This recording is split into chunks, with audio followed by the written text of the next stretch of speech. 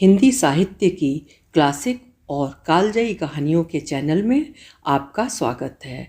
आज सुनिए हिंदी साहित्य की अग्रगण्य लेखिका मन्नू भंडारी जी की लिखी हुई कहानी यही सच है। तो शुरू करें कहानी। कानपुर। सामने आंगन में फैली धूप सिमट कर दीवारों पर चढ़ गई और कंधे पर बस्ता लटकाए नन्हे नन्हे बच्चों के झुंड दिखाई दिए तो एकाएक ही मुझे समय का आभास हुआ।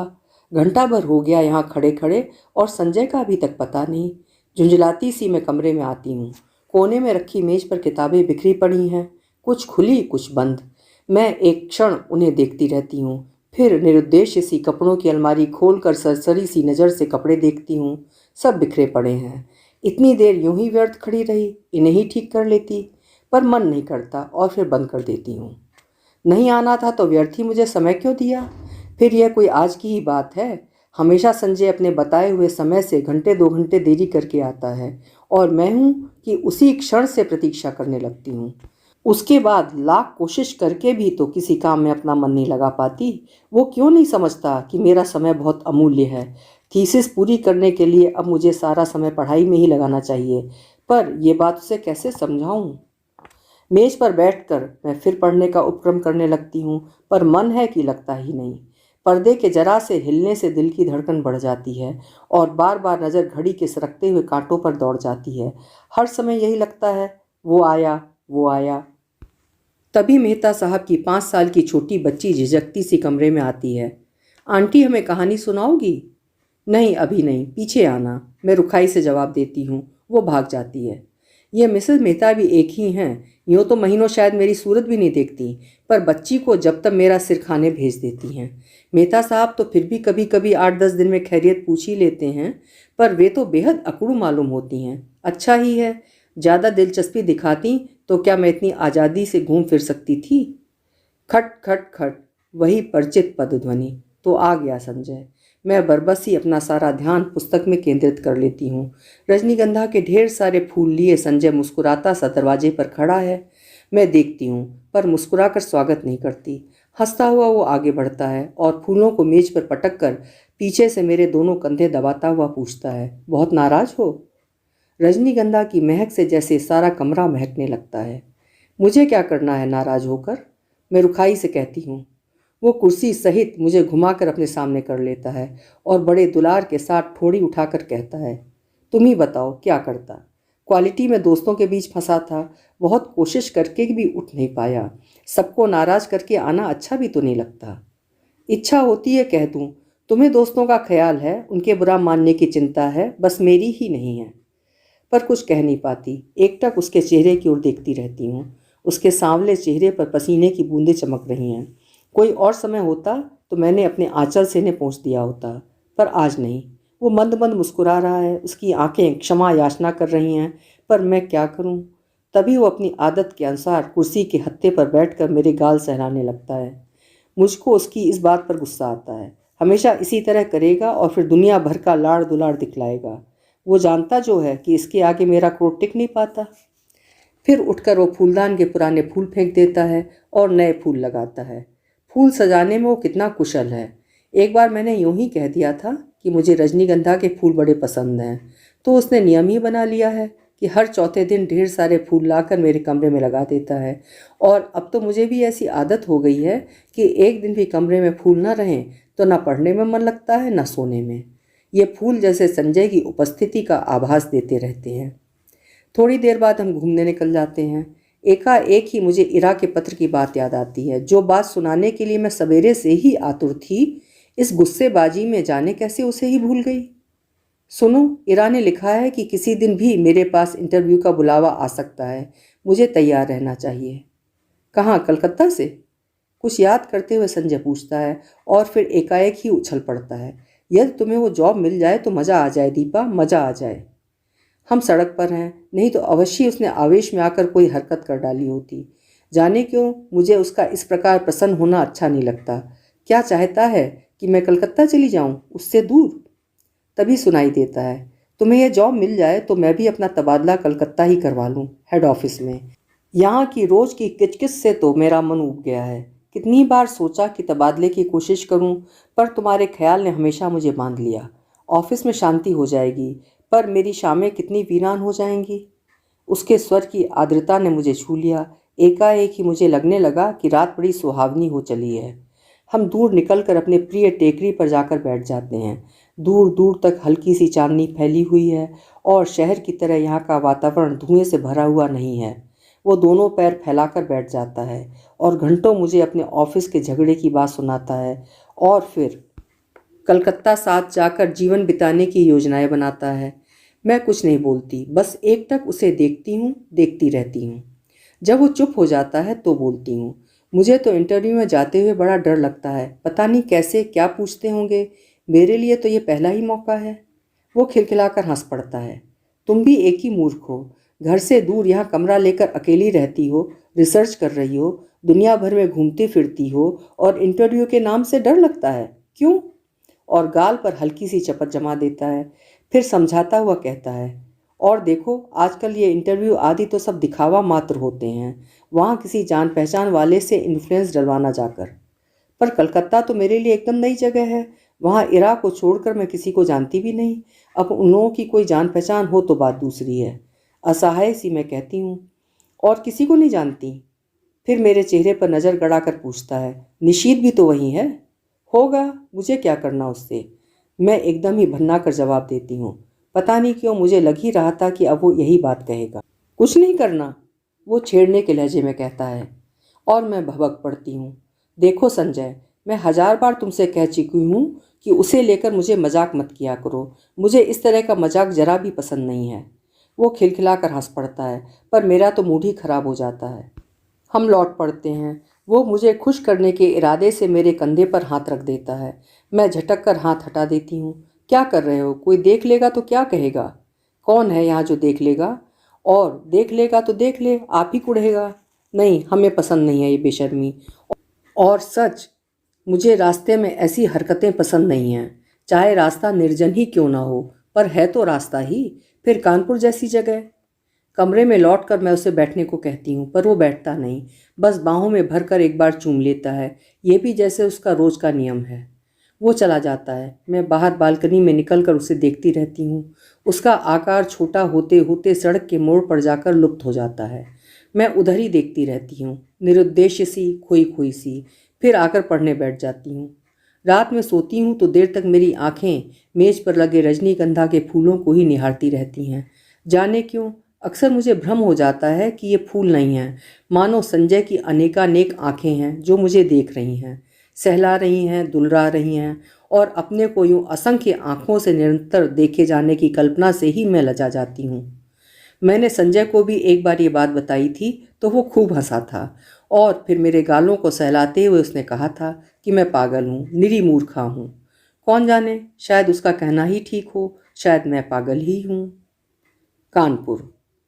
मैं जानती हूँ संजय का मन निशीत को लेकर जब तक सशंकित हो उठता है, पर मैं उसे कैसे विश्वास दिलाऊं कि मैं निशीत से नफरत करती हूँ। उसकी याद मात्र से मेरा मन घृणा से भर उठता है। फिर 18 वर्ष की आयु में किया हुआ प्यार भी कोई प्यार होता है भला? निरा बचपना होता है, महज पागलपन। उसमें आवेश रहता है पर स्थायित्व नहीं, गति रहती है पर गहराई नहीं। जिस वेग से वो आरंभ होता है, जरा सा झटका लगने पर उसी वेग से टूट भी जाता है, और उसके बाद आहों, आंसुओं और सिसकियों का एक दौर, सारी दुनिया की निस्तारता और आत्महत्या करने के अनेकानेक संकल्प, और फिर एक तीखी घृणा। जैसे ही जीवन को दूसरा आधार मिल जाता है, उन सबको भूलने में एक दिन भी नहीं लगता। फिर तो वो सब ऐसी बेवकूफ़ी लगती है जिस पर बैठकर घंटों हंसने की तबीयत होती है। तब एकाएक ही इस बात का एहसास होता है कि ये सारे आंसू, ये सारी आहें उस प्रेमी के लिए नहीं थीं, वरन जीवन की उस रिक्तता और शून्यता के लिए थीं जिसने जीवन को नीरस बनाकर बोझिल कर दिया था। तभी तो संजय को पाते ही मैं निशीथ को भूल गई। मेरे आंसू हंसी में बदल गए और आहों की जगह किलकारियां गूंजने लगीं। पर संजय है कि जब तब निशीथ की बात को लेकर व्यर्थ ही खिन्न सा हो उठता है। मेरे कुछ कहने पर वो खिलखिला अवश्य पड़ता है, पर मैं जानती हूँ वो पूर्ण रूप से आश्वस्त नहीं है। उसे कैसे बताऊं कि मेरे प्यार का, मेरी कोमल भावनाओं का, भविष्य की मेरी अनेकानेक योजनाओं का एकमात्र केंद्र संजय ही है। ये बात दूसरी है कि चांदनी रात में किसी निर्जन स्थान में पेड़ तले बैठकर भी मैं अपनी थीसिस की बात करती हूँ, या वो अपने ऑफिस की मित्रों की बातें करता है, या हम किसी और विषय पर बात करने लगते हैं। पर इस सब का ये मतलब तो नहीं कि हम प्रेम नहीं करते। वो क्यों नहीं समझता कि आज हमारी भावुकता यथार्थ में बदल गई है। सपनों की जगह हम वास्तविकता में जीते हैं। हमारे प्रेम को परिपक्वता मिल गई है, जिसका आधार पाकर वो अधिक गहरा हो गया है, स्थायी हो गया है। पर संजय को कैसे समझाऊं ये सब? कैसे उसे समझाऊं कि निशीत ने मेरा अपमान किया है, ऐसा अपमान जिसकी कचोट से मैं आज भी तिलमिला जाती हूँ। संबंध तोड़ने से पहले एक बार तो उसने मुझे बताया होता कि आखिर मैंने ऐसा कौन सा अपराध कर डाला था जिसके कारण उसने मुझे इतना कठोर दंड दे डाला। सारी दुनिया की भर्त्सना, तिरस्कार, परिहास और दया का विष मुझे पीना पड़ा। विश्वासघाती, नीच कहीं का। और संजय सोचता है कि आज भी मेरे मन में उसके लिए कोई कोमल स्थान है। छी, मैं उसे नफरत करती हूँ, और सच पूछो तो अपने को भाग्यशालिनी समझती हूँ कि मैं एक ऐसे व्यक्ति के चंगुल में फंसने से बच गई जिसके लिए प्रेम महज एक खिलवाड़ है। संजय, ये तो सोचो कि यदि ऐसी कोई बात भी होती तो क्या मैं तुम्हारे आगे, तुम्हारी हर उचित अनुचित चेष्टा के आगे यो आत्मसमर्पण करती, तुम्हारे चुंबनों और आलिंगनों में अपने को यूँ बिखरने देती? जानते हो, विवाह से पहले कोई भी लड़की किसी को इन सब का अधिकार नहीं देती, पर मैंने दिया। क्या केवल इसलिए नहीं कि मैं तुम्हें प्यार करती हूँ? बहुत बहुत प्यार करती हूँ। विश्वास करो संजय, तुम्हारा प्यार ही सच है। निशीत का प्यार तो मात्र छल था, भ्रम था, झूठ था। कानपुर। परसों मुझे कलकत्ता जाना है। बड़ा डर लग रहा है, कैसे क्या होगा। मान लो इंटरव्यू में बहुत नर्वस हो गई तो? संजय को कह रही हूँ कि वो भी साथ चले, पर उसे ऑफिस से छुट्टी नहीं मिल सकती। एक तो नया शहर, फिर इंटरव्यू।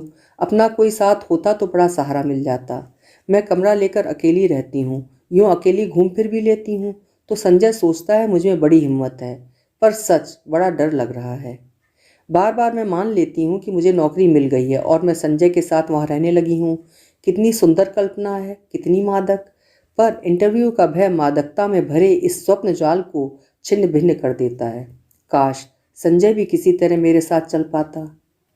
कलकत्ता। गाड़ी जब हावड़ा स्टेशन के प्लेटफॉर्म पर प्रवेश करती है तो जाने कैसी विचित्र आशंका, विचित्र से भय से मेरा मन भर जाता है। प्लेटफॉर्म पर खड़े असंख्य नर नारियों में मैं इरा को ढूंढती हूँ, वो कहीं दिखाई नहीं देती। नीचे उतरने के बजाय खिड़की में से ही दूर दूर तक नजरें दौड़ाती हूँ। आखिर एक कुली को बुलाकर अपना छोटा सा सूटकेस और बिस्तर उतारने का आदेश दे मैं नीचे उतर पड़ती हूँ। उस भीड़ को देखकर मेरी दहशत जैसे और बढ़ जाती है। तभी किसी के हाथ के स्पर्श से मैं बुरी तरह चौंक जाती हूँ। पीछे देखती हूँ तो इरा खड़ी है। रुमाल से चेहरे का पसीना पोंछते हुए कहती हूँ, ओफ, तुझे ना देखकर मैं घबरा रही थी कि तुम्हारे घर मैं कैसे पहुँचूंगी। बाहर आकर हम टैक्सी में बैठते हैं।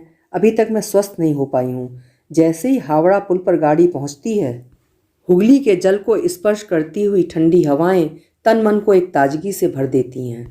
इरा मुझे इस पुल की एक विशेषता बताती है और मैं विस्मित सी उस पुल को देखती हूँ। दूर दूर तक फैले हुगली के विस्तार को देखती हूँ। उसकी छाती पर खड़ी और विहार करती अनेक नौकाओं को देखती हूँ, बड़े बड़े जहाज़ों को देखती हूँ। उसके बाद बहुत सी भीड़ भरी सड़कों पर हमारी टैक्सी रुकती रुकती चलती है। ऊंची ऊंची इमारतों और चारों ओर के वातावरण से कुछ विचित्र सी विराटता का आभास होता है, और इस सब के बीच जैसे मैं अपने को बड़ा खोया खोया सा महसूस करती हूँ। कहाँ पटना और कानपुर, और कहाँ ये कलकत्ता। मैंने तो आज तक कभी बहुत बड़े शहर देखे ही नहीं। सारी भीड़ को चीर कर हम रेड रोड पे आ जाते हैं। चौड़ी शांत सड़क, दोनों ओर लंबे चौड़े खुले मैदान। क्यों इरा, कौन कौन लोग होंगे इंटरव्यू में? मुझे तो बड़ा डर लग रहा है। अरे सब ठीक हो जाएगा, तू और डर। हम जैसे डरे तो कोई बात भी है। जिसने अपना सारा कैरियर अपने आप बनाया वो भला इंटरव्यू में डरे? फिर कुछ ठहर कर कहती है, अच्छा भैया भाभी तो पटना ही होंगे, जाती है कभी उनके पास भी या नहीं? कानपुर आने के बाद एक बार गई थी। कभी कभी यूं ही पत्र लिख देती हूँ। भाई कमाल के लोग हैं, बहन को भी नहीं निभा सके। मुझे ये प्रसंग कतई पसंद नहीं। मैं नहीं चाहती कि कोई इस विषय पर बात करे। मैं मौन ही रहती हूँ। इरा का छोटा सा घर है, सुंदर ढंग से सजाया हुआ। उसके पति के दौरे पर जाने की बात सुनकर पहले तो मुझे अफसोस हुआ था, वे होते तो कुछ मदद ही करते। पर फिर एकाएक लगा कि उनकी अनुपस्थिति में मैं शायद अधिक स्वतंत्रता का अनुभव कर सकूं उनका बच्चा भी बड़ा प्यारा है। शाम को इरा मुझे कॉफ़ी हाउस ले जाती है। अचानक मुझे वहाँ निशीथ दिखाई देता है।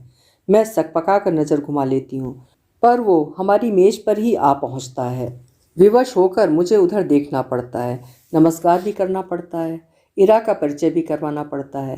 इरा पास की कुर्सी पर बैठने का निमंत्रण दे देती है। मुझे लगता है मेरी सांस रुक जाएगी। कब आई? आज सवेरे ही। अभी ठहरोगी? ठहरी कहाँ हो? जवाब इरा देती है, मैं देख रही हूँ निशीथ बहुत बदल गया है। उसने कवियों की तरह बाल बढ़ा लिए हैं। ये क्या शौक चढ़ाया? उसका रंग स्याह पड़ गया है, वो दुबला भी हो गया है। विशेष बातचीत नहीं होती और हम लोग उठ पड़ते हैं। इरा को मुन्नू की चिंता सता रही थी और मैं स्वयं घर पहुंचने को उतावली हो रही थी।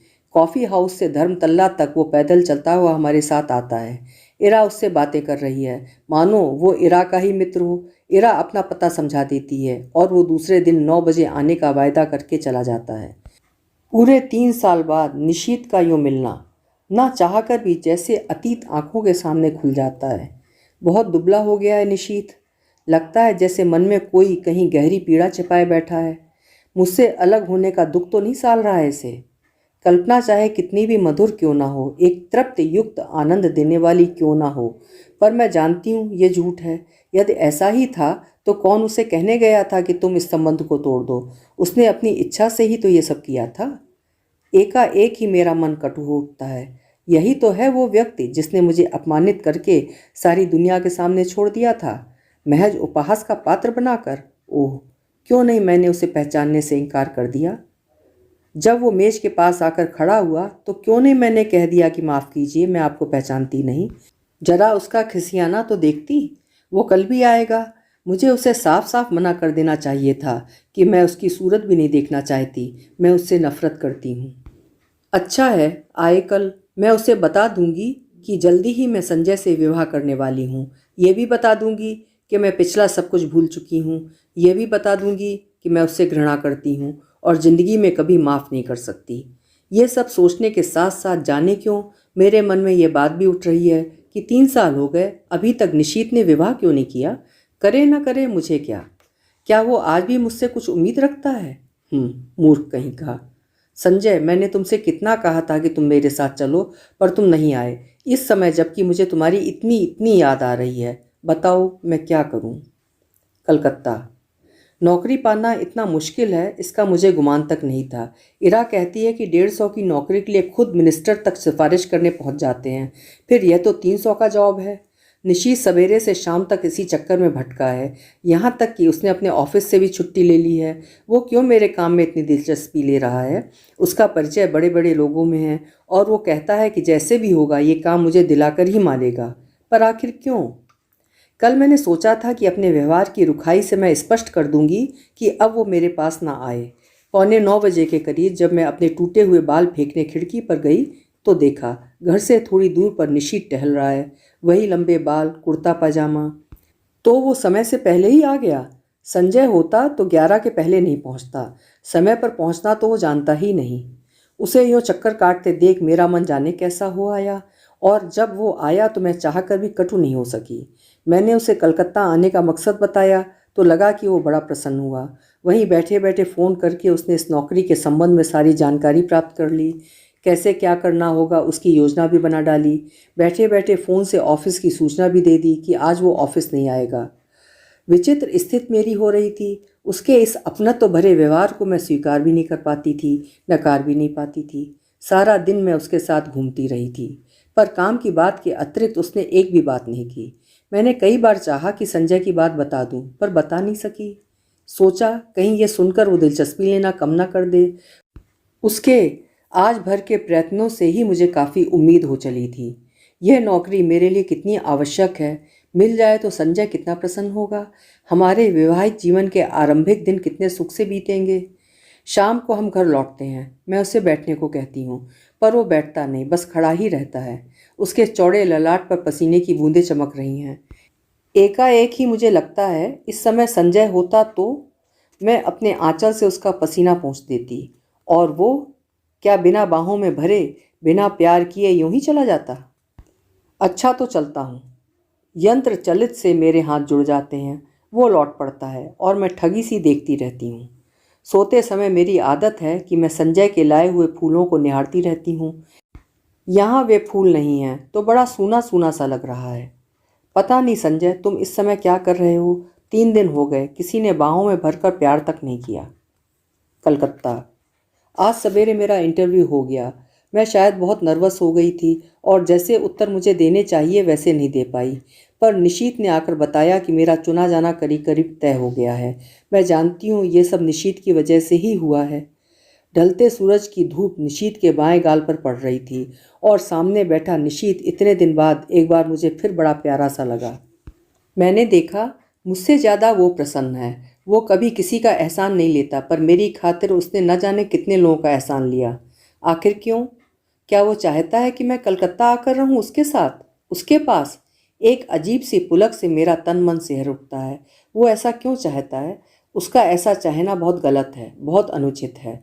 मैं अपने मन को समझाती हूँ ऐसी कोई बात नहीं है। शायद वो केवल मेरे प्रति किए गए अन्याय का प्रतिकार करने के लिए ये सब कर रहा है। पर क्या वो समझता है कि उसकी मदद से नौकरी पाकर मैं उसे क्षमा कर दूंगी या जो कुछ उसने किया है उसे भूल जाऊंगी? असंभव। मैं कल ही उसे संजय की बात बता दूंगी। आज तो इस खुशी में पार्टी हो जाए। काम की बात के अलावा ये पहला वाक्य मैं उसके मुंह से सुनती हूँ। मैं इरा की ओर देखती हूँ। वो प्रस्ताव का समर्थन करके भी मुन्नू की तबीयत का बहाना लेकर अपने को काट लेती है। अकेले जाना मुझे कुछ अटपटा लगता है। अभी तक तो काम का बहाना लेकर घूम रही थी, पर अब फिर भी मैं मना नहीं कर पाती। अंदर जाकर तैयार होती हूँ। मुझे याद आता है निशीत को नीला रंग बहुत पसंद था। मैं नीली साड़ी ही पहनती हूँ। बड़े चाव और सतर्कता से अपना प्रसाधन करती हूँ और बार बार अपने को टोकती जाती हूँ। किसको रिझाने के लिए सब हो रहा है? क्या ये निरा पागलपन नहीं है? सीढ़ियों पर निशीत हल्की सी मुस्कुराहट के साथ कहता है, इस साड़ी में तुम बहुत सुंदर लग रही हो। मेरा चेहरा तमतमा जाता है, कनपटियां सुर्ख हो जाती हैं। मैं सचमुच ही इस वाक्य के लिए तैयार नहीं थी। यह सदा चुप रहने वाला निशीत बोला भी तो ऐसी बात। मुझे ऐसी बात सुनने की जरा भी आदत नहीं है। संजय न कभी मेरे कपड़ों पर ध्यान देता है, न ऐसी बातें करता है, जबकि उसे पूरा अधिकार है और ये बिना अधिकार के ऐसी बातें करे। पर जाने क्या है कि मैं उस पर नाराज़ नहीं हो पाती हूँ, बल्कि एक पुलक में सिहरन महसूस करती हूँ। सच, संजय के मुंह से ऐसा वाक्य सुनने को मेरा मन तरसता रहता है, पर उसने कभी ऐसी बात नहीं की। पिछले 2.5 साल से मैं संजय के साथ रह रही हूँ। रोज ही शाम को हम घूमने जाते हैं। कितनी बार मैंने श्रृंगार किया, अच्छे कपड़े पहने, पर प्रशंसा का एक शब्द भी उसके मुंह से नहीं सुना। इन बातों पर उसका ध्यान ही नहीं जाता। वो देखकर भी जैसे ये सब देख नहीं पाता। इस वाक्य को सुनने के लिए तरसता हुआ मेरा मन जैसे रस से नहा जाता है। पर निशीत ने ये बात क्यों कही? उसे क्या अधिकार है? क्या सचमुच ही उसे अधिकार नहीं है? नहीं है? जाने कैसी मजबूरी है, कैसी विवशता है कि मैं इस बात का जवाब नहीं दे पाती हूँ।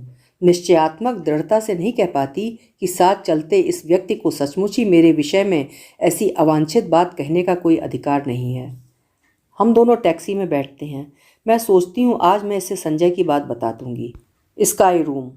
निशीत टैक्सी वाले को आदेश देता है। टुन की घंटी के साथ मीटर डाउन होता है और टैक्सी हवा से बात करने लगती है। निशीत बहुत सतर्कता से कोने में बैठा है, बीच में इतनी जगह छोड़कर कि यदि हिचकोला खाकर भी टैक्सी रुके तो हमारा स्पर्श ना हो। हवा के झोंके से मेरी रेशमी साड़ी का पल्लू उसके समूचे बदन को स्पर्श करता हुआ उसकी गोदी में पड़कर फरफराता है।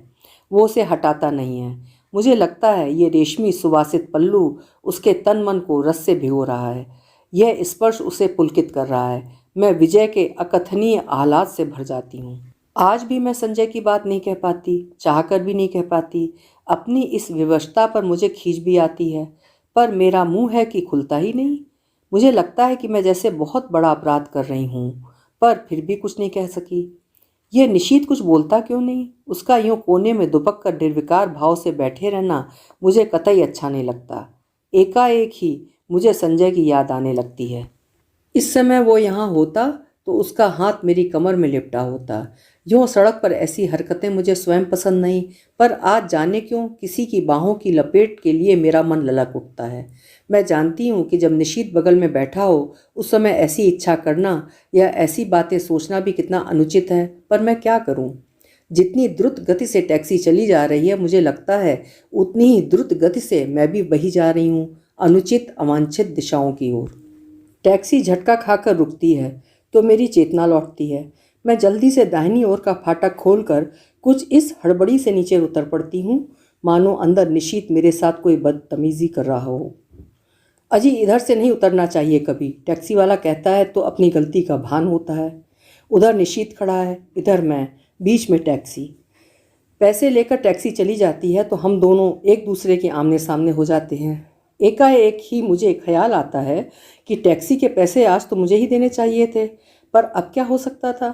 चुपचाप हम दोनों अंदर जाते हैं। आसपास बहुत कुछ है, चहल पहल, रोशनी, रौनक, पर मेरे लिए जैसे सबका अस्तित्व ही मिट जाता है।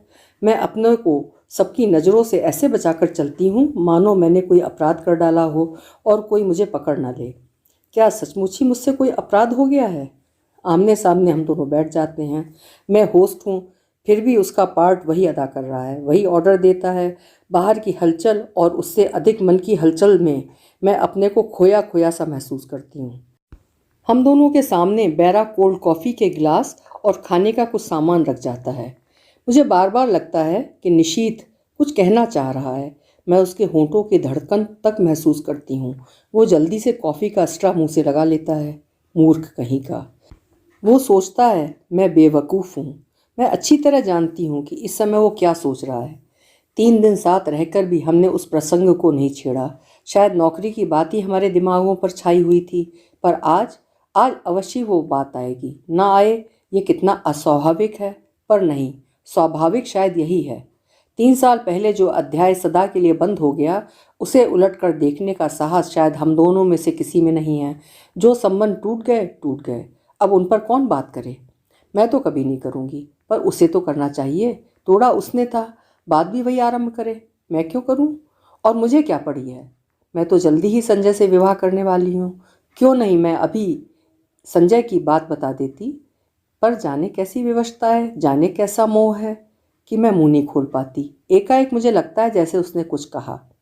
आपने कुछ कहा? नहीं तो। मैं खिसिया जाती हूँ। फिर वही मौन। खाने में मेरा जरा भी मन नहीं लग रहा है, पर यंत्र चालित सी मैं खा रही हूँ। शायद वो भी ऐसे ही खा रहा है। फिर मुझे लगता है कि उसके होंठ फड़क रहे हैं और स्ट्रा पकड़े हुए उंगलियां कांप रही हैं। मैं जानती हूँ वो पूछना चाहता है, दीपा तुमने मुझे माफ़ तो कर दिया ना। वो पूछ ही क्यों नहीं लेता। मान लो यदि पूछ ही ले तो क्या मैं कह सकूंगी मैं तुम्हें ज़िंदगी भर माफ़ नहीं कर सकती। मैं तुमसे नफरत करती हूँ। मैं तुम्हारे साथ घूम फिर ली या कॉफ़ी पी ली तो ये मत समझो कि मैं तुम्हारे विश्वासघात की बात को भूल गई हूँ। और एकाएक ही पिछला सब कुछ मेरी आंखों के आगे तैरने लगता है। पर यह क्या, असह्य अपमानजनित पीड़ा, क्रोध और कटुता क्यों नहीं याद आती। मेरे सामने तो पटना में गुजारी सुहानी संध्याओं और चांदनी रातों के वे चित्र उभर कर आते हैं, जब घंटों समीप बैठ मौन भाव से हम एक दूसरे को निहारा करते थे। बिना स्पर्श किए भी जाने कैसी मादकता तन मन को विभोर किए रहती थी। जाने कैसी तन्मयता में हम डूबे रहते थे, एक विचित्र सी स्वप्निल दुनिया में। मैं कुछ बोलना भी चाहती तो मेरे मुंह पर उंगली रखकर कहता, आत्मीयता के ये क्षण अनकहे ही रहने दो दीपा। आज भी तो हम मौन ही हैं, एक दूसरे के निकट ही हैं। क्या आज भी हम आत्मीयता के उन्हीं क्षणों से गुजर रहे हैं। मैं अपनी सारी शक्ति लगाकर चीख पड़ना चाहती हूँ, नहीं नहीं नहीं, पर कॉफ़ी सिप करने के अतिरिक्त मैं कुछ नहीं कर पाती। मेरा ये विरोध हृदय की न जाने कौन सी अतल गहराइयों में डूब जाता है। निशीथ मुझे बिल नहीं देने देता। एक विचित्र सी भावना मेरे मन में उठती है कि छीना झपटी में किसी तरह मेरा हाथ इसके हाथ में छू जाए। मैं उसके स्पर्श से उसके मन के तारों को झंझना देना चाहती हूँ, पर वैसा अवसर नहीं आता। बिल वही देता है, मुझसे तो विरोध भी नहीं किया जाता। मन में प्रचंड तूफान है, फिर भी निर्विकार भाव से मैं टैक्सी में आकर बैठती हूँ। फिर वही मौन, वही दूरी। पर जानने क्या है कि मुझे लगता है कि निशीथ मेरे बहुत निकट आ गया है, बहुत ही निकट। बार बार मेरा मन करता है कि क्यों नहीं निशीथ मेरा हाथ पकड़ लेता, क्यों नहीं मेरे कंधे पर हाथ रख देता। मैं जरा भी बुरा नहीं मानूंगी, जरा भी नहीं, पर वो कुछ भी नहीं करता। सोते समय रोज की तरह मैं आज भी संजय का ध्यान करते हुए ही सोना चाहती हूँ, पर निशीथ है कि बार बार संजय की आकृति को हटाकर स्वयं आ खड़ा होता है। कलकत्ता। अपनी मजबूरी पर खींच खींच जाती हूँ। आज कितना अच्छा मौका था सारी बात बता देने का, पर मैं जाने कहाँ भटकी थी कि कुछ भी नहीं बता पाई। शाम को मुझे निशीथ अपने साथ लेक ले गया। पानी के किनारे हम घास पर बैठ गए। कुछ दूर पर काफ़ी भीड़-भाड़ और चहल-पहल थी, पर यह स्थान अपेक्षाकृत शांत था। सामने लेक के पानी में छोटी-छोटी लहरें उठ रही हैं। चारों ओर के वातावरण का कुछ विचित्र सा भाव मन पर पड़ रहा था। अब तो तुम यहाँ आ जाओगी? मेरी ओर देखकर उसने कहा। हाँ, नौकरी के बाद क्या इरादा है? मैंने देखा उसकी आंखों में कुछ जानने की आतुरता फैलती जा रही है, शायद कुछ कहने की भी। मुझसे कुछ जानकर वो अपनी बात कहेगा। कुछ नहीं। जाने क्यों मैं ये कह गई? कोई है जो मुझे कचोटे डाल रहा है। क्यों नहीं मैं बता देती कि नौकरी के बाद मैं संजय से विवाह करूंगी। मैं संजय से प्रेम करती हूँ, वो मुझसे प्रेम करता है। वो बहुत अच्छा है, बहुत ही। वो मुझे तुम्हारी तरह धोखा नहीं देगा। पर मैं कुछ भी तो नहीं कह पाती। अपनी इस बेबसी पर मेरी आंखें छलछला आती हैं। मैं दूसरी तरफ मुंह फेर लेती हूँ। तुम्हारे यहाँ आने से मैं बहुत खुश हूँ। मेरी सांस जहाँ की तहाँ रुक जाती है आगे के शब्द सुनने के लिए, पर शब्द नहीं आते। वही कातर, करुण और याचना भरी दृष्टि से मैं उसे देखती हूँ, मानो कह रही हूँ कि तुम कह क्यों नहीं देते निशीथ कि आज भी तुम मुझे प्यार करते हो, तुम मुझे सदा अपने पास रखना चाहते हो। जो कुछ हो गया उसे भूलकर तुम मुझसे विवाह करना चाहते हो। कह दो निशीथ, कह दो। ये सुनने के लिए मेरा मन अकुला रहा है, छटपटा रहा है। मैं बुरा नहीं मानूंगी, जरा भी बुरा नहीं मानूंगी। मान ही कैसे सकती हूँ निशीथ? इतना सब हो जाने के बाद भी शायद मैं तुम्हें प्यार करती हूँ, शायद नहीं, सचमुच ही मैं तुम्हें प्यार करती हूँ। मैं जानती हूँ तुम नहीं कुछ कहोगे, सदा के ही मितभाषी जो हो, फिर भी कुछ सुनने की आतुरता के लिए मैं तुम्हारी तरफ देखती रहती हूँ। पर तुम्हारी नज़र तो लेक के पानी पर जमी हुई है, शांत, मौन। आत्मीयता के ये क्षण अनकहे भले ही रह जाएं, पर अनबूझे नहीं रह सकते। तुम चाहे न कहो, पर मैं जानती हूँ तुम आज भी मुझे प्यार करते हो, बहुत प्यार करते हो। मेरे कलकत्ता आ जाने के बाद इस टूटे संबंध को फिर से जोड़ने की बात ही तुम इस समय सोच रहे हो। तुम आज भी मुझे अपना ही समझते हो। तुम जानते हो आज भी दीपा तुम्हारी है और मैं। लगता है इस प्रश्न का उत्तर देने का साहस मुझ में नहीं है। मुझे डर है कि जिस आधार पर मैं तुमसे नफरत करती थी, उसी आधार पर कहीं मुझे अपने से नफरत न करनी पड़े। लगता है रात आधी से भी अधिक ढल गई है। कानपुर। मन में उत्कट अभिलाषा होते हुए भी निशीथ की आवश्यक मीटिंग की बात सुनकर मैंने कह दिया था कि तुम स्टेशन मत आना। इरा आई थी, पर गाड़ी में बिठाकर ही चली गई, या कहूँ कि मैंने ज़बरदस्ती उसे भेज दिया। मैं जानती थी कि लाख मना करने पर भी निशीथ आएगा, और विदा के उन अंतिम क्षणों में मैं उसके साथ अकेली ही रहना चाहती थी। मन में एक दबी सी आशा थी कि चलते समय ही शायद वो कुछ कह दे। गाड़ी चलने में जब 10 मिनट रह गए तो देखा, बड़ी व्यग्रता से डिब्बों में झांकता झांकता निशीथ आ रहा था। पागल, उसे इतना तो समझना चाहिए कि उसकी प्रतीक्षा में मैं यहाँ बाहर खड़ी हूँ। मैं दौड़कर उसके पास जाती हूँ। आप क्यों आए? पर मुझे उसका आना बड़ा अच्छा लगता है। वो बहुत थका हुआ लग रहा था, शायद सारा दिन बहुत व्यस्त रहा, और दौड़ता दौड़ता मुझे सी ऑफ करने आ पहुँचा। मन करता है कुछ ऐसा करूँ जिससे इसकी सारी थकान दूर हो जाए, पर क्या करूँ? हम डिब्बे के पास आ जाते हैं। जगह अच्छी मिल गई। वो अंदर झांकते हुए पूछता है, हाँ पानी वानी तो है? हाँ है। बिस्तर फैला लिया? मैं खींच पड़ती हूँ। वो शायद समझ जाता है, सो चुप हो जाता है। हम दोनों एक क्षण को एक दूसरे की ओर देखते हैं। मैं उसकी आंखों में विचित्र सी छायाएं देखती हूँ, मानो कुछ है जो उसके मन में घुट रहा है, उसे मथ रहा है, पर वो कह नहीं पा रहा है। वो क्यों नहीं कह देता? क्यों नहीं अपने मन की इस घुटन को हल्का कर लेता? आज भीड़ विशेष नहीं है। चारों ओर नज़र डालकर वो कहता है। मैं भी एक बार चारों ओर देख लेती हूँ, पर नज़र मेरी बार बार घड़ी पर ही जा रही है।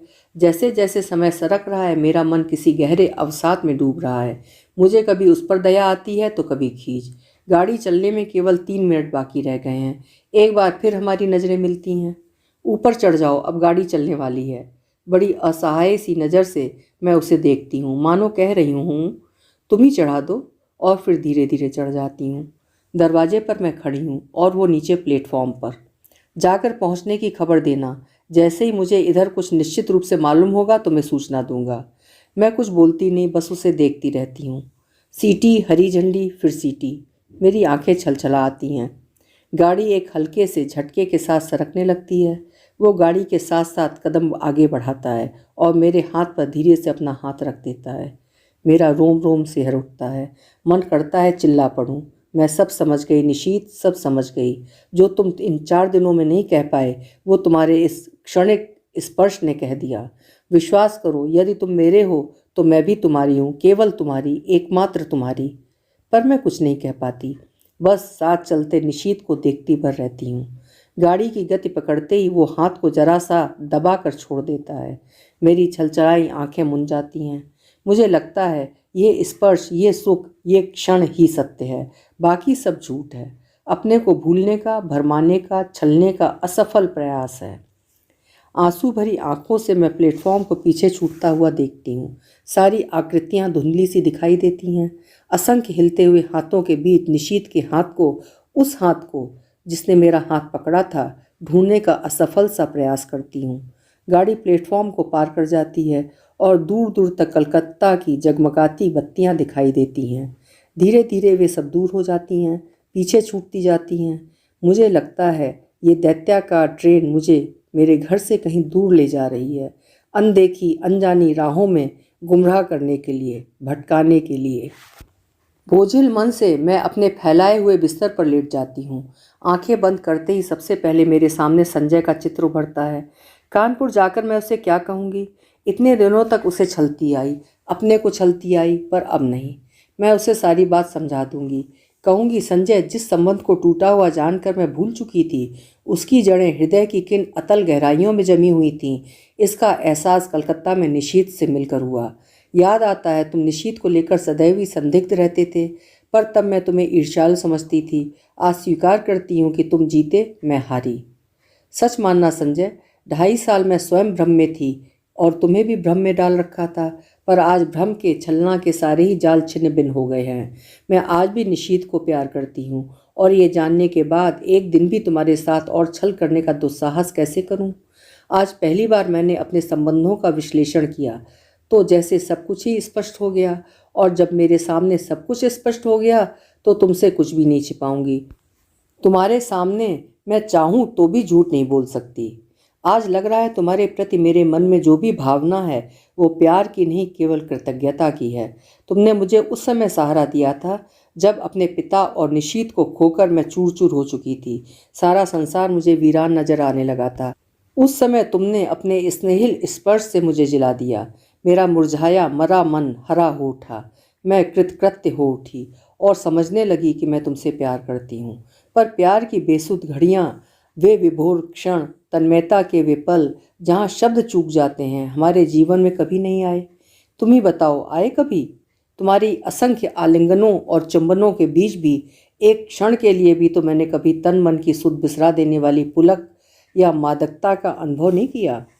सोचती हूँ, निशीत के चले जाने के बाद मेरे जीवन में एक विराट शून्यता आ गई थी, एक खोखलापन आ गया था। तुमने उसकी पूर्ति की, तुम पूरक थे। मैं गलती से तुम्हें प्रियतम समझ बैठी। मुझे क्षमा कर दो संजय और लौट जाओ। तुम्हें मुझ जैसी अनेक दीपाएं मिल जाएंगी जो सचमुच ही तुम्हें प्रियतम की तरह प्यार करेंगी। आज एक बात अच्छी तरह जान गई हूँ कि प्रथम प्रेम ही सच्चा प्रेम होता है। बाद में किया हुआ प्रेम तो अपने को भूलने का, भरमाने का प्रयास मात्र होता है। इसी तरह की असंख्य बातें मेरे दिमाग में आती हैं जो मैं संजय से कहूँगी, कह सकूँगी ये सब, लेकिन कहना तो होगा ही। उसके साथ अब एक दिन भी छल नहीं कर सकती। मन से किसी और की आराधना करके तन से किसी और के होने का अभिनय करती रहूं? छी, नहीं जानती यही सब सोचते सोचते मुझे कब नींद आ गई। लौटकर अपना कमरा खोलती हूँ तो देखती हूँ सब कुछ ज्यों का त्यों है, सिर्फ फूलदान के रजनीगंधा मुरझा गए हैं। कुछ फूल झड़कर जमीन पर इधर उधर भी बिखर गए हैं। आगे बढ़ती हूँ तो जमीन पर एक लिफाफा दिखाई देता है। संजय की लिखाई है। खोला तो छोटा सा पत्र था। दीपा, तुमने तो कलकत्ता जाकर कोई सूचना ही नहीं दी। मैं आज ऑफिस के काम से कटक जा रहा हूँ। 5-6 दिन में लौट आऊँगा। तब तक तुम आ ही जाओगी। जानने को उत्सुक हूँ कि कलकत्ता में क्या हुआ। तुम्हारा संजय। एक लंबा निश्वास निकल जाता है। लगता है एक बड़ा बोझ हट गया। इस अवधि में तो मैं अपने को अच्छी तरह तैयार कर लूँगी। नहा धोकर सबसे पहले मैं निशीत को पत्र लिखती हूँ। उसकी उपस्थिति से जो हिचक मेरे होंठ बंद की हुई थी, दूर रहकर वो अपने आप ही टूट जाती है। मैं स्पष्ट शब्दों में लिख देती हूँ कि चाहे उसने कुछ नहीं कहा, फिर भी मैं सब कुछ समझ गई हूँ। साथ ही ये भी लिख देती हूँ कि मैं उसकी इस हरकत से बहुत दुखी थी, बहुत नाराज़ भी। पर उसे देखते ही जैसे सारा क्रोध बह गया। इस अपनत्व में क्रोध भला टिक भी कैसे पाता। लौटी हूँ तब से न जाने कैसी रंगीनी और मादकता मेरी आंखों के आगे छाई है। एक खूबसूरत से लिफाफे में उसे बंद करके मैं स्वयं पोस्ट करने जाती हूँ। रात में सोती हूँ तो अनायास ही मेरी नज़र सूने फूलदान पर जाती है। मैं करवट बदल कर सो जाती हूँ। कानपुर। आज निशीत को पत्र लिखे 5वां दिन है। मैं तो कल ही उसके पत्र की राह देख रही थी, पर आज की भी दोनों डाकें निकल गईं। जाने कैसा सूना सूना अनमना अनमना लगता रहा सारे दिन। किसी भी तो काम में मन नहीं लगता। क्यों नहीं लौटती डाक से ही उत्तर दे दिया उसने। समझ में नहीं आता कैसे समय गुजारूं। मैं बाहर बालकनी में जाकर खड़ी हो जाती हूँ। एकाएक ख्याल आता है, पिछले 2.5 सालों से करीब इसी समय यहीं खड़े होकर मैंने संजय की प्रतीक्षा की है। क्या आज मैं संजय की प्रतीक्षा कर रही हूँ या मैं निशीत के पत्र की प्रतीक्षा कर रही हूँ? शायद किसी की नहीं, क्योंकि मैं जानती हूँ कि दोनों में से कोई भी नहीं आएगा। फिर निरुद्देश्य सी कमरे में लौट पड़ती हूँ। शाम का समय मुझसे घर में नहीं काटा जाता। रोज ही तो संजय के साथ घूमने निकल जाया करती थी। लगता है यहीं बैठी रही तो दम ही घुट जाएगा। कमरा बंद करके मैं अपने को धकेलती सी सड़क पर ले आती हूँ। शाम का धुंधलका मन के बोझ को और भी बढ़ा देता है। कहाँ जाऊँ? लगता है जैसे मेरी राहें भटक गई हैं, मंजिल खो गई है। मैं स्वयं नहीं जानती आखिर मुझे जाना कहाँ है। फिर भी निर्देश्य सी चलती रहती हूँ, पर आखिर कब तक यूँ भटकती रहूँ? हार कर लौट पड़ती हूँ। आते ही मेहता साहब की बच्ची तार का एक लिफाफा देती है। धड़कते दिल से मैं उसे खोलती हूँ। इरा का तार था। नियुक्त हो गई है, बधाई। इतनी बड़ी खुशखबरी पाकर भी जाने क्या है कि खुश नहीं हो पाती। यह खबर तो निशीत भेजने वाला था। एकाएक ही एक विचार मन में आता है, क्या जो कुछ मैं सोच गई वो निरा भ्रम ही था, मात्र मेरी कल्पना, मेरा अनुमान? नहीं नहीं, उस स्पर्श को मैं भ्रम कैसे मान लूं, जिसने मेरे तन मन को डुबो दिया था, जिसके द्वारा उसके हृदय की एक एक परत मेरे सामने खुल गई थी। लेख पर बिताए उन मधुर क्षणों को भ्रम कैसे मान लूं, जहां उसका मौन ही मुखरित होकर सब कुछ कह गया था। आत्मीयता के वे अनकहे क्षण। तो फिर उसने पत्र क्यों नहीं लिखा? क्या कल उसका पत्र आएगा? क्या आज भी उसे वही हिचक रोके हुए है? तभी सामने की घड़ी टन टन करके 9 बजाती है। मैं उसे देखती हूँ। ये संजय की लाई हुई है। लगता है जैसे ये घड़ी घंटे सुना सुना कर मुझे संजय की याद दिला रही है। फहराते ये हरे पर्दे, ये हरी बुक रैक, ये टेबल, ये फूलदान, सभी तो संजय के ही लाए हुए हैं। मेज पर रखा ये पेन उसने मुझे सालगिरह पर लाकर दिया था। अपनी चेतना के इन बिखरे सूत्रों को समेटकर मैं फिर पढ़ने का प्रयास करती हूँ, पर पढ़ नहीं पाती। हार कर मैं पलंग पर लेट जाती हूँ। सामने के फूलदान का सूनापन मेरे इस मन के सूनेपन को और अधिक बढ़ा देता है। मैं कसकर आंखें मूंद लेती हूँ। एक बार फिर मेरी आंखों के आगे लेक का स्वच्छ नीला जल उभर आता है, जिसमें छोटी छोटी लहरें उठ रही थीं। उस जल की ओर देखते हुए निशीत की आकृति उभर कर आती है। वो लाख जल की ओर देखे, पर चेहरे पर अंकित उसके मन की हलचल को मैं आज भी इतनी दूर रहकर भी महसूस करती हूँ। कुछ न कह पाने की मजबूरी, उसकी विवशता, उसकी घुटन आज भी मेरे सामने साकार हो उठती है। धीरे धीरे लेक के पानी का विस्तार सिमटता जाता है और एक छोटी सी राइटिंग टेबल में बदल जाता है। और मैं देखती हूँ कि एक हाथ में पेन लिए और दूसरे हाथ की उंगलियों को बालों में उलझाए निशीत बैठा है। वही मजबूरी, वही विवशता, वही घुटन लिए। वो चाहता है पर जैसे लिख नहीं पाता। वो कोशिश करता है पर उसका हाथ बस काँप कर रह जाता है। ओह, लगता है उसकी घुटन मेरा दम घोंट कर रख देगी। मैं एकाएक ही आंखें खोल देती हूँ। वही फूलदान, पर्दे, मेज, घड़ी। कानपुर। आज आखिर निशीत का पत्र आ गया। धड़कते दिल से मैंने उसे खोला। इतना छोटा सा पत्र। प्रिय दीपा, तुम अच्छी तरह पहुंच गई ये जानकर प्रसन्नता हुई। तुम्हें अपनी नियुक्ति का तार तो मिल ही गया होगा। मैंने कल ही इरा जी को फ़ोन करके सूचना दे दी थी और उन्होंने बताया था कि तार दे देंगी। ऑफिस की ओर से भी सूचना मिल जाएगी। इस सफलता के लिए मेरी ओर से हार्दिक बधाई स्वीकार करना। सच में बहुत खुश हूँ कि तुम्हें ये काम मिल गया। मेहनत सफल हो गई। शेष फिर। शुभेच्छु, निशीत। बस। धीरे धीरे पत्र के सारे शब्द आंखों के आगे लुप्त हो जाते हैं। रह जाता है केवल शेष फिर। तो अभी उसके पास कुछ लिखने को शेष है। क्यों नहीं लिख दिया उसने अभी? क्या लिखेगा वो? दीप। मैं मुड़कर दरवाजे की ओर देखती हूँ। रजनीगंधा के ढेर सारे फूल लिए मुस्कुराता सा संजय खड़ा है। एक क्षण मैं संज्ञा शून्य सी उसे इस तरह देखती हूँ मानो पहचानने की कोशिश कर रही हूँ। वो आगे बढ़ता है तो मेरी खोई हुई चेतना लौटती है और विक्षिप्त सी दौड़कर उससे लिपट जाती हूँ। क्या हो गया तुम्हें? पागल हो गई हो क्या? तुम कहाँ चले गए थे संजय? और मेरा स्वर टूट जाता है। अनायासी आंखों से आंसू बह चलते हैं। क्या हो गया? कलकत्ता का काम नहीं मिला क्या? मारो भी गोली काम को। तुम इतनी परेशान क्यों हो रही हो उसके लिए?